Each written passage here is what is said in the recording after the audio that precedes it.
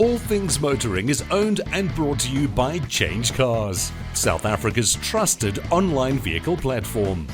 Whether you're looking to buy, sell, or just need advice, visit changecars.co.za.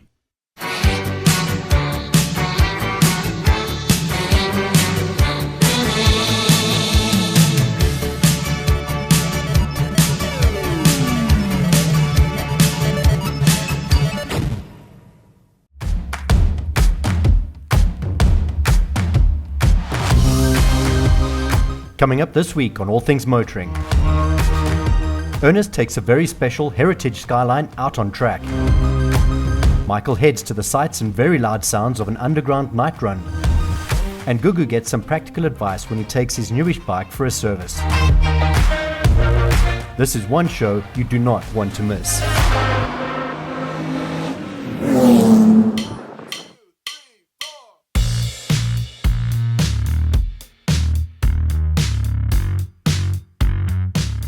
For many of us growing up in the 80s, racing an iconic race car was just a dream.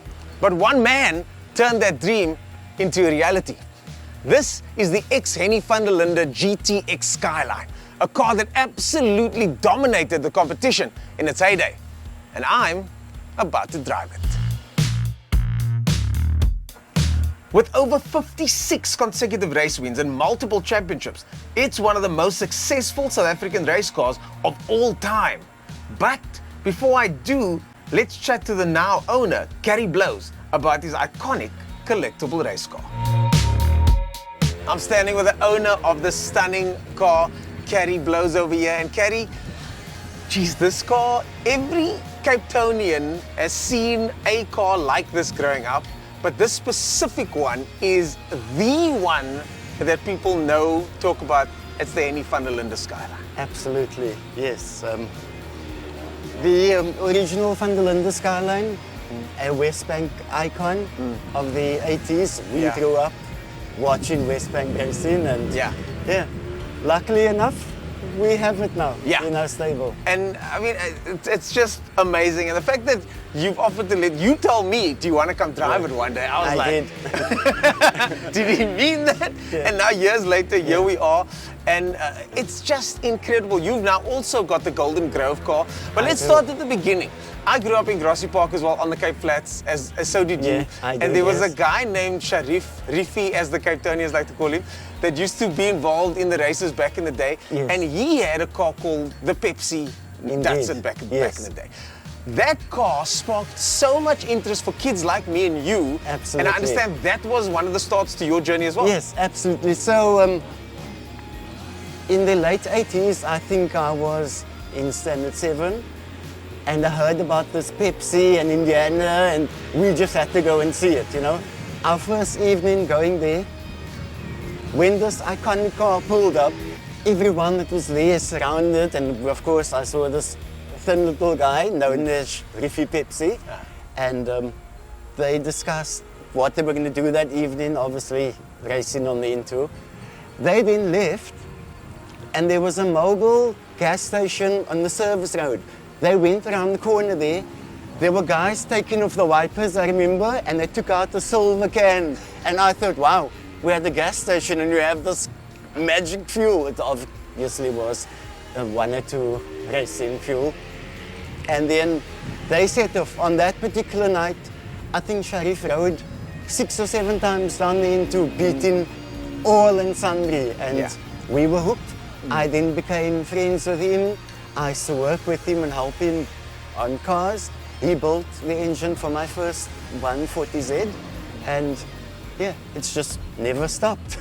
Is it really true that this car won 56 races in a row and was pretty much unstoppable back in its day? Absolutely. As anyone can attest to that, it was a Class B car that Henny van der Linde was on the tail of the Class A cars. Willie Hepburn in that Saybat Animal, Ben Morgenroot in the RX-7, and the late Tony Viana. And Uncle Henny was right behind him in the Class B car. He was unbeatable in his class. Yeah. I didn't know until right now that it's got dry sump technology, it's got dogleg gearbox, it's got all these little things. But in your mind, what are the 3 things that make this car so special? This car for me is entirely special just because of the history of our history, not just for what it done, but for us as little kids. But I reckon it was way ahead of its time for what it had. Who was using a dry sump system then, you know? Who was using a Nissan Motorsport Option 1 gearbox, which most people don't even know about, you know? And I think this car is just special. There's no particular area that I can say is better than the other. It's just a well put together car, and Henny van der Linde done a phenomenal job that we can still use this car almost 30 years later, and we use it on the circuit. I didn't even know what the gearbox was, this option 1 that you speak of. This is all special stuff under the bonnet of this car. But I think that's enough talking for now. Let's go out on the track. I'm gonna drive, still can't believe it. And let's see what the Henny van der Linde GTX is like out on circuit. And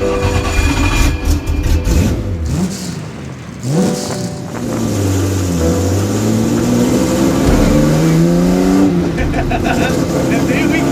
We're gonna drive the Henny van der Linde GTX.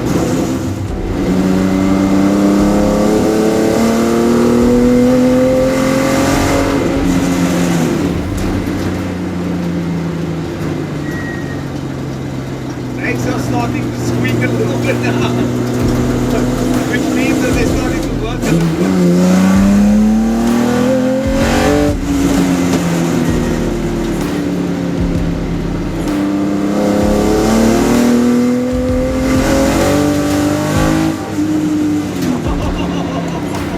And now I'm starting to work the back of the car as well. Now I'm starting to feel the power kicking in, and I can start to feel that this is a powerful middle-class car.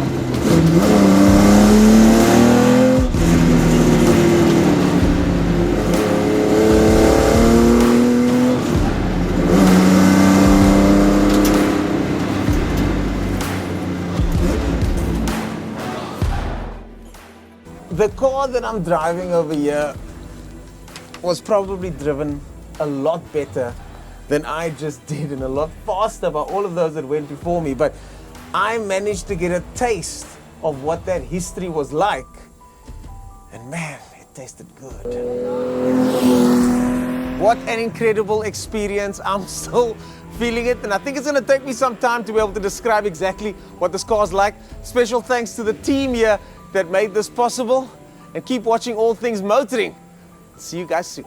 After the break, Michael goes on a night run and checks out how you can win a BMW 323 with clutch culture.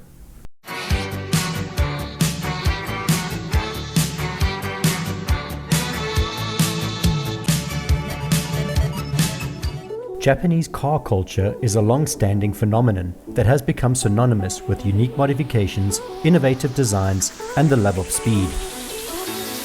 One of the most popular aspects of this culture is the night drive. Japanese night drives offer drivers an exhilarating experience, combining the thrill of driving with the beauty of Japanese nighttime scenery. Car enthusiasts are known for their unique and often outrageous modifications, which can range from performance upgrades to cosmetic changes.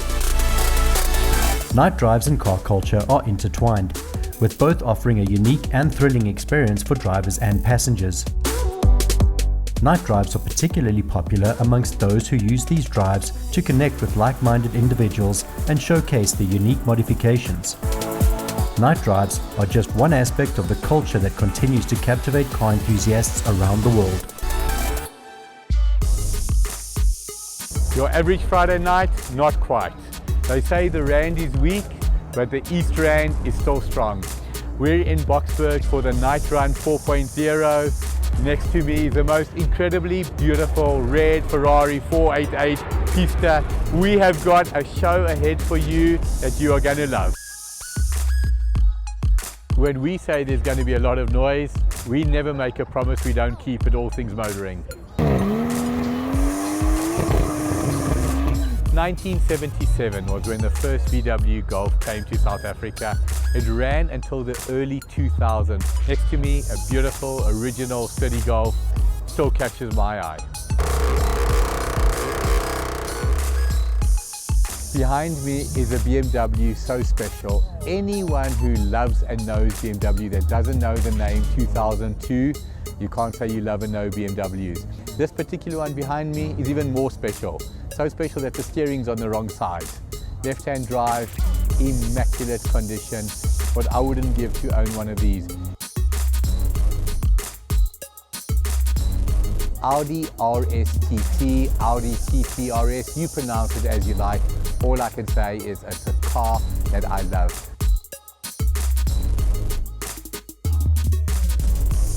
There's no question that these cars are beautiful to look at. They sound magnificent, the vibe here is magnificent, but cars are not meant to be looked at only, they're meant to be driven. They say life's a journey, enjoy the ride. We're heading from Boksburg all the way to Kyalami. I'm super excited. Jay, are you excited? Very. Who's driving tonight, you or me? I want it, but I can't.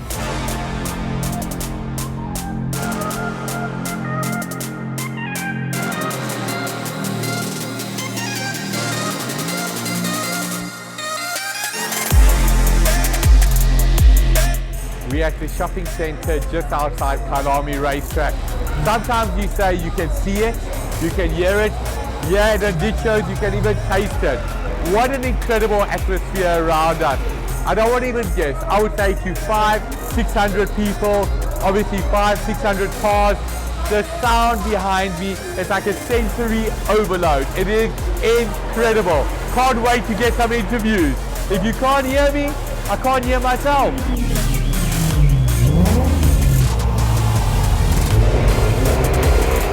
So, excuse the noise, this is how it's supposed to be. I'm chatting here with Edwin with a beautiful stock standard VW Sirocco. In fact, the only thing that's standard is the name. So Edwin, I've got two questions for you. Yeah. How did it start out life and how did it ended up life? Okay, so I bought it back in 2012. Right. And it used to be a 2-litre TSI stock standard. Right. From there on, I upgraded the turbo to upgraded billet KO4 hybrid turbo. Wow. With upgraded boost pipes, upgraded boost controller, and a 50-shot nitros. Amazing. So at the moment, it's running about 250 kilowatts on the wheels, and with the nitros, it's 300 kilowatts. Amazing. What a good looking car. How different is this to the Golf? It's more or less the same chassis as the Golf 6, except this one is the front wheel drive, where the Golf 6 is the all-wheel drive. Now this particular vehicle, for you, you've had it 11 years, is this like your baby? This is my baby at the moment. Tell us about this colour. So I wanted a darker teal color, but they didn't have in stock. Yeah? So they showed me this color, and I just fell in love with it. You definitely don't blend, you stick out with this Oh, baby. thanks, man. I appreciate it. Awesome. Awesome. Thanks. Thank you. If you're talking about one of the most underrated, absolute stonking, and the word is stonking, performance cars, on my right, Audi RS7, stock standard. This thing does 0 to 100 under 4 seconds. A couple of years ago, Car Magazine did a road test. This was the quickest car ever that they tested 0 to 100. And when you consider they test Porsches, Ferraris, Lamborghinis, you know this is a real deal.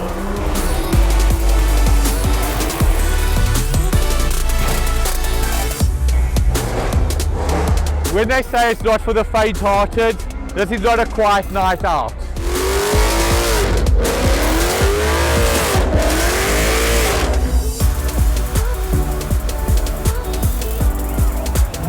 It is smoking out here, man.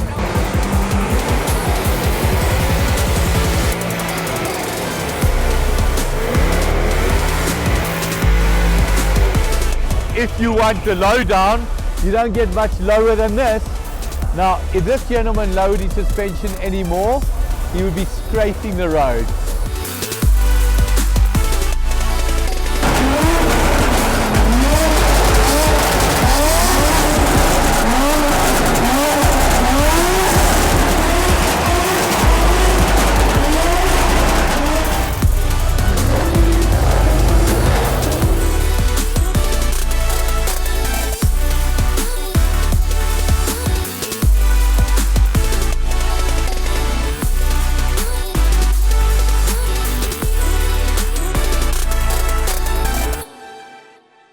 So tonight we're walking around looking to speak to a fan. I'm with Andrew. Andrew, you got a special story to share with our viewers. Yeah, so clutch culture. This is pretty much us, and this is the life we live in. Cars are driving out loud. This is our passion. Is this not another quiet night out? Never. Not a quiet Friday night? A car night is never quiet. If it's quiet, it's not a car night. For sure. So tell us a little bit about clutch culture. So Clutch Culture, we're a YouTube channel that's going wild. Right. We are pretty much the only guys in South Africa that is building up a car and giving it away. Wow. Tell us a little bit about it. How's it going to be given away? How do you win it? How do you get involved? So for every 20 rand that you spend on our merch, gives you 1 entry on the car. Right. The car's not going to look the same by the end of September when we're giving it away. So for every 20 rand you spend on the merch, you get an entry. So now the car itself, I recognize it's an E36. How did it start life? Icon in the BMW family. Of course. You get the E30s, which is an icon already, but the E36 is just going to start bringing the love out there in the future. 325, 328? 323. 323. 323, one of the scariest ones that you can get over there. Straight 6 engine. Will soon sound like that one day. Right guys, so as Andrew mentioned, I'm Brandon. I'm one of the other team members from Clutch Culture. So this is what we landed on. I've always wanted to be E36. I've got a big soft spot for straight 6 engines, and I just thought, let's do something different, let's do something cool. And this is, after about 2 weeks of hunting, this was our canvas for what we wanted to do. Awesome. Yeah. Lovely chatting to you, Andrew. Thank you very much. Good luck with the project. Thank you so much. Well, it's almost midnight on a Friday night. If you want to know all that's good about South African car culture and all that's good about our Rainbow Nation, it's right behind me. Tonight we have seen every single color of our rainbow, male and female. I would honestly say to you, rich and middle class, the kind of tires, the kind of engines, the kind of gearboxes, diff, you name any mechanical part of a car that can be destroyed, I've witnessed it tonight. What super fun it's been. Hope you enjoy it. After the break, Gugu heads to Bikeman to see what needs to be done to his new second-hand bike.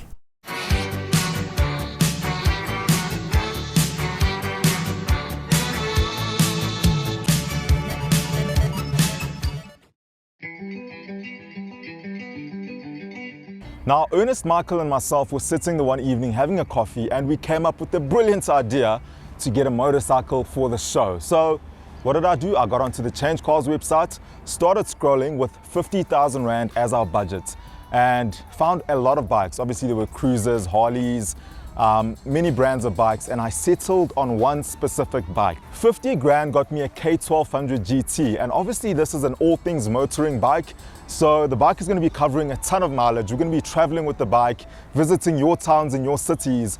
Now, for you to do that with the bike, it's obviously important for you to make sure that the bike is in good nick, service-wise, everything is in good running order. So we're here at Bike Man out in the West Rand, and we're going to chat to a guy named Steve, who's an expert on BMW bikes. He's got over 40 years of experience with the brand itself, and he's going to let us know what we need to fix, change, replace, obviously service the bike. And yeah, I hope you have your pen and paper handy and your tools. Let's go chat.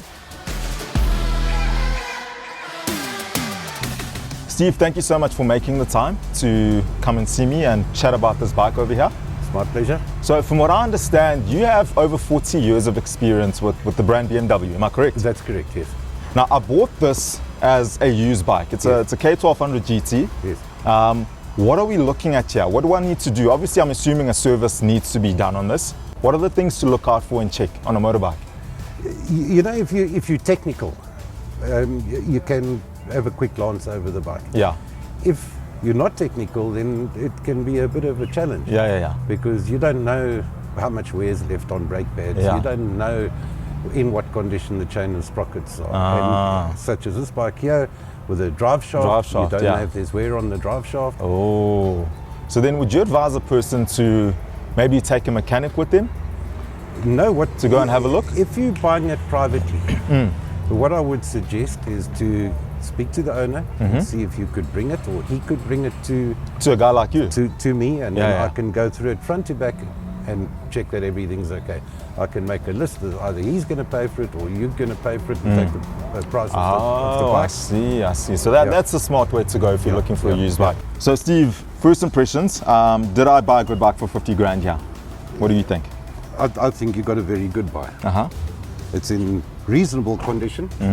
It needs obviously a service and going over and yeah. so on. Yes, I think it's a fantastic bike. If you're going to be doing a lot of long distance touring, absolutely ideal.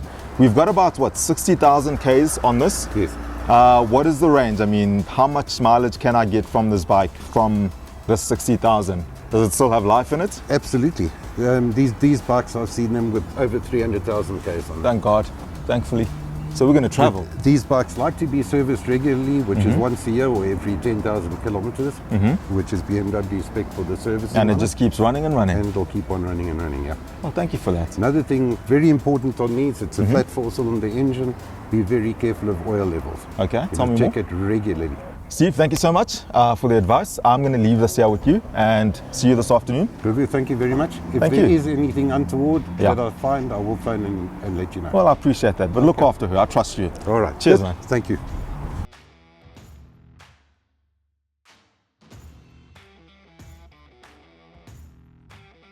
So Steve, service report, how's it looking? Looks very good. Uh-huh. It obviously was due for the 60,000 kilometer service. Is that a major service or a minor? It's a major service. Okay, that's why it it's a cost full me- major service. And Yeah. Well, Gugu, going through the service side of it, just general service items, air filter, spark plugs, engine oil and filter, gearbox oil, diff oil. Oh, gearbox oil and diff Yeah, oil. and then Wow. I flushed the brake fluid as well, which is very important on Thank these you. models too. Okay. What else? What I did find is we spoke about flat tires when Yes, you the brought tire, the bike it through. wasn't turning left. Yes, and the reason why the tire was flat is because it was losing pressure. Okay. So that is your tire there. That's the old one. That is the old one. Uh-huh. So what we found is there's 4 little holes in that little area over there. In one little spot. In one little spot where the air was escaping. That's crazy. The reason why that happens is because the tread part of the tire is busy delaminating, which means it's coming loose from the carcass of the tire. Oh. Then what happens is the air escapes through there. So any little microscopic little hole, it'll start leaking. Okay. Yeah. One other thing that I did notice is a slight oil sweat underneath the engine. Yeah. It's between the engine and the gearbox. Where there's spillage from before, I don't know. So what I've done is I've cleaned it up nicely there for you. After you've done about 500 to 1,000 kilometers, please bring it round, let me have a look. I'll climb underneath quickly and just check I'd and appreciate see. that. And if there's leak, it's also Yeah. important to not have oil leaks on Yeah, your bike, yeah. because oil gets back onto your back tire while you're riding, And then that's you it. go slip sliding. Toodles. Steve, thank you so much. Really, really appreciate it. It's only a pleasure. Enjoy the bike. Well, I'm looking forward to it. I hope Yeah. it turns left, but I do trust you. You took it for a It ride, will, obviously. yes, absolutely. Yeah. Okay, awesome. And I will see you after about 500 to 1,000 Ks. Super. Happy days. All right. Enjoy.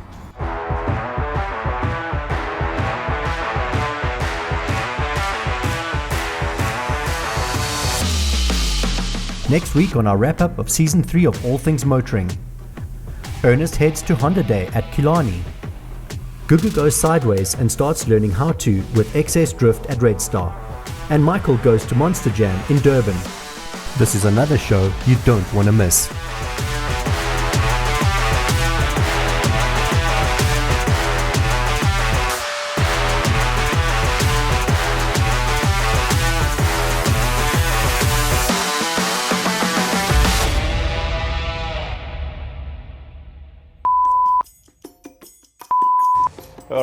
All right. Are they laughing with us? Okay. The All Things Motoring team now has a brand new podcast. If you're looking to know more about car finance, insurance, or servicing, or if you're deciding whether to keep it or change cars, you'll find all the advice you need. Available now on YouTube or wherever you get your podcasts. All Things Motoring is owned and brought to you by CHANGECARS, the platform buyers trust with good reason. CHANGECARS works exclusively with the best manufacturer-approved dealerships. There's no safer online vehicle platform in South Africa.